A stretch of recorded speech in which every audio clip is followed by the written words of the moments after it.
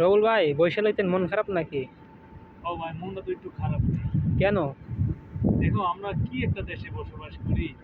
আমাদের বাচ্চা কাচ্চাগুলোর স্কুলে পাঠায়, সেখানে কোনো নিরাপত্তা নাই।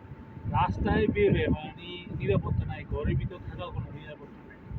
এই যে মাইলস্টোন স্কুলে যে একটা দুর্ঘটনা ঘটলো, একটা প্রশিক্ষণ বিমান স্কুলের মধ্যে যে পড়লো, আচ্ছা যাক, অ্যাক্সিডেন্ট তো অ্যাক্সিডেন্ট, কেউ তো আর ইচ্ছাকৃতভাবে অ্যাক্সিডেন্ট করে না। হ্যাঁ। কিন্তু চিন্তা করো, এই স্কুলে এতগুলো বাচ্চা পড়াশোনা করে, এখনো পর্যন্ত সঠিকভাবে না সরকার না স্কুল কর্তৃপক্ষ কেউ পারলো না একটা সঠিক নিউজ দেওয়ার জন্য যে হুম। আমাদের স্কুলে এতজন স্টুডেন্ট ছিল, ছাত্রছাত্রী মিলে এতজন স্টুডেন্ট ছিল, যে এই দিনকে আমরা ক্লাস করছি।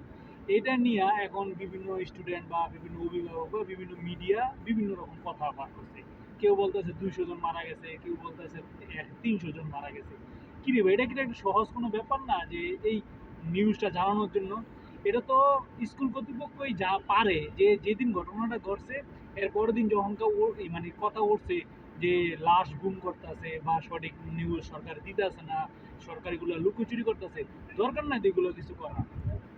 স্কুল কর্তৃপক্ষ জানে যে ওই দিনকে কতটা স্টুডেন্ট আসছে, কতটা স্টুডেন্ট স্টুডেন্ট আসে নাই।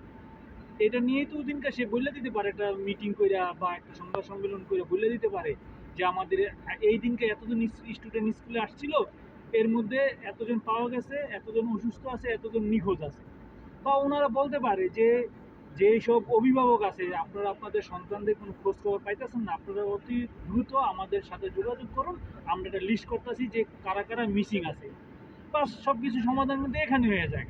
অথচ ওই স্কুল কর্তৃপক্ষ বা সরকারের পক্ষ থেকে কোনো নির্দিষ্টভাবে কোনো একটা সংখ্যার কথা বলা হইতেছে না, বা স্কুল কর্তৃপক্ষ বলতেছে না। না বলার কারণে তৃতীয় পক্ষ মানে সরকারের বেকায়দায় ফালানোর জন্য এই স্টুডেন্টদের সাথে মিলা তৃতীয় পক্ষ এটা একটা মানে মানে গোলাপানির মধ্যে মাছ শিকার করার মতন পরিস্থিতি করতেছে সরকারের বেকায়দা ফালানোর জন্য।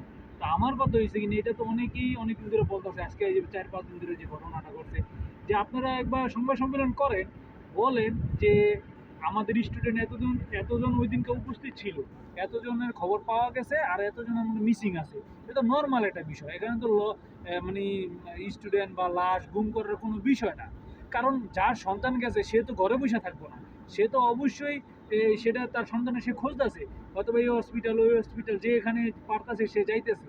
তো যে পাইতেছে না সে তো অবশ্যই স্কুল কর্তৃপক্ষের সাথে হুম। যোগাযোগ করতেছে যে আমার আমার সন্তানটা আমি পাইতেছি না, আমার মেয়ে বা ছেলে তারা আমি পাইতেছি না।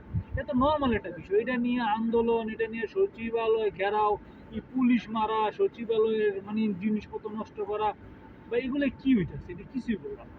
তো আমার কথা হলো, যারা দায় দায়িত্বে আছেন, যারা কর্তৃপক্ষ আছেন, স্কুল কর্তৃপক্ষ বিশেষ করে, তারা আপনারা একটা মিটিং ডাইকা, একবার একটা সংবাদ সম্মেলন ডাইকা আপনারা বলেন যে এই দিন আমাদের এতজন স্টুডেন্ট উপস্থিত ছিল, আমরা এতজন স্টুডেন্টের খবর পাওয়া গেছে, বা এতজন আমরা পাই নাই, আর এখনো পর্যন্ত মৃত্যুর খবর আমরা এতজন আমরা পাইছি।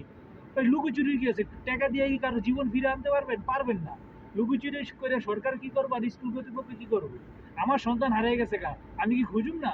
হুম। অবশ্যই খুঁজুম। তো এটা নিয়ে আসলে লুকোচুরি আমি মনে করি না যে আর সময় নষ্ট করা, এভাবে মানে স্টুডেন্ট আন্দোলন এই সেই করার কোনো প্রয়োজন নাই। আপনারা খুব অতি দ্রুত একটা সময় সময় ডাইকে বলেন এই দিনটা, মানে যেদিন ঘটনাটা ঘটছে এই দিন আমাদের স্টুডেন্ট এতজন উপস্থিত ছিল, এতজন খবর আমরা পাওয়া গেছে, এতজন মিসিং আছে বা মৃত্যুর খবর এতজন পাওয়া গেছে। সবাই ভালো থাকবেন। আসসালামু আলাইকুম।